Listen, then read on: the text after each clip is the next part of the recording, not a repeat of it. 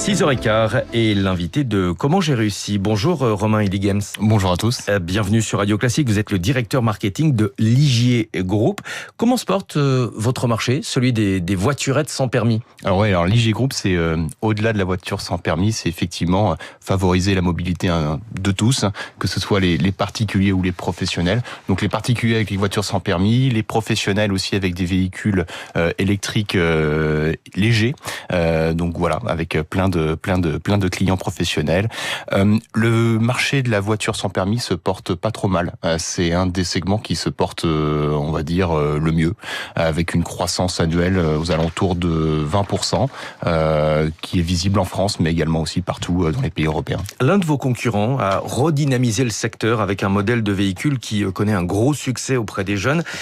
Comment est-ce que vous vous êtes adapté à ce virage sur le marché qui a été pris il y a 4-5 ans?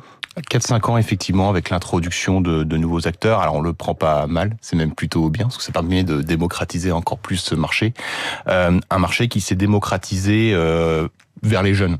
Historiquement, effectivement... On va pas se mentir, c'était surtout des voitures pour les personnes âgées. Pour les personnes âgées, effectivement, nous, on est constructeur automobile depuis 45 ans, et on s'est adapté parce que c'est effectivement, on a eu depuis les années 2010 une ouverture aux plus de 14 ans, donc cible adolescent. Donc du coup, on a complètement modernisé nos véhicules, que ce soit en termes de design, on a rajouté des équipements, et puis effectivement, il y a des enjeux désormais d'accessibilité de nos véhicules. Donc on a fait un gros travail sur la modernisation, notamment de nos offres de financement avec des offres très attractives. Les voitures sans permis ont souvent été critiquées parce que les conducteurs, par définition, n'ont pas le permis de conduire. Est-ce que c'est un segment de marché qui est plus accidentogène que celui des voitures classiques? Non. Alors en termes d'accidentologie, c'est pas ce qu'on remarque aujourd'hui. La mortalité est faible dans cette catégorie de véhicules. C'est vrai qu'on pointe souvent du doigt effectivement l'accidentologie auprès des jeunes. Aujourd'hui, on le regrette, mais ça concerne effectivement 3 décès sur la dernière année. Donc non, et par définition, effectivement, c'est de la mobilité légère, limitée à 45 km/h. Il faut se comparer à notamment la catégorie des cyclomoteurs. Aujourd'hui, on est quand même plus protégé avec un châssis que effectivement que dans un 2 roues classique dans la circulation. Ouais, 3 décès l'an dernier.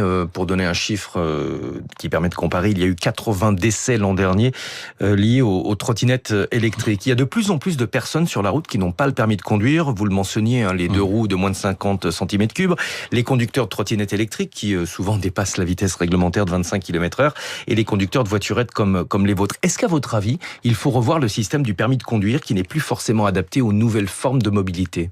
Alors nous, notre catégorie de véhicules est soumise effectivement à un permis de conduire. Aujourd'hui, toutes les personnes qui sont nées après 1988, donc ce qui concerne beaucoup de personnes dans ce pays, doivent effectivement passer un permis. Donc c'est le permis AM avec de la pratique. Donc c'est 8 heures de pratique sur le véhicule. Mais c'est un permis allégé. C'est un permis allégé, tout à fait. Mais ensuite, il y a un accompagnement très sérieux de notre réseau de distribution. Donc aujourd'hui, on a, encore une fois, on le voit en termes d'accidentologie, on a des personnes qui conduisent des voitures qui sont tout à fait conscientes des enjeux de sécurité. On va parler économie. Où sont fabriqués vos véhicules ? C'est une production 100% française. Alors, quels que soient nos véhicules, les voitures sans permis ou nos véhicules professionnels, une production dans l'Allier. Voilà. Ouais. Est-ce que les composants sont essentiellement français, européens? Je vous pose la question puisque la Commission européenne a présenté son plan qui favorise la préférence européenne. Donc on est, vous l'avez compris, un industriel engagé. Sans vous cacher, évidemment, il y a des composants qu'on ne peut pas sourcer en France, mais l'essentiel de nos composants sont effectivement d'origine européenne, notamment nos batteries qui proviennent d'Hollande.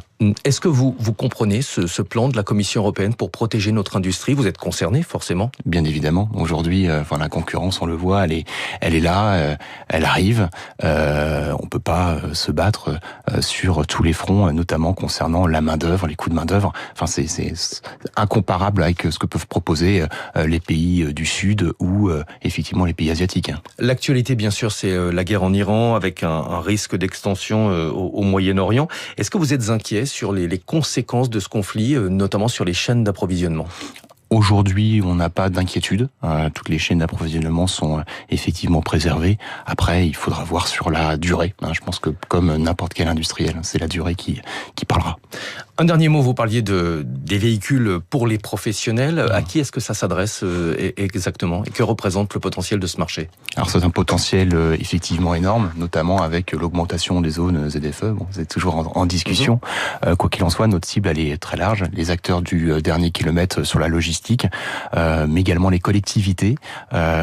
Mais aujourd'hui, on a effectivement des partenariats forts avec les postes européennes, notamment la Poste. Vous devez sans doute voir tous les jours des scooters, enfin des postiers ou des postières qui se baladent et qui délivrent votre courrier en scooter électrique 3 roues. Ce sont des véhicules Ligier. Voilà. Et ça, c'est l'avenir de la livraison dans les ultra-centres, à votre avis? Nous le pensons, très fortement, effectivement. Merci beaucoup, Romain Hillegems, Avec d'être plaisir. venu ce matin, directeur marketing de Ligier Group. 6h21, Nathalie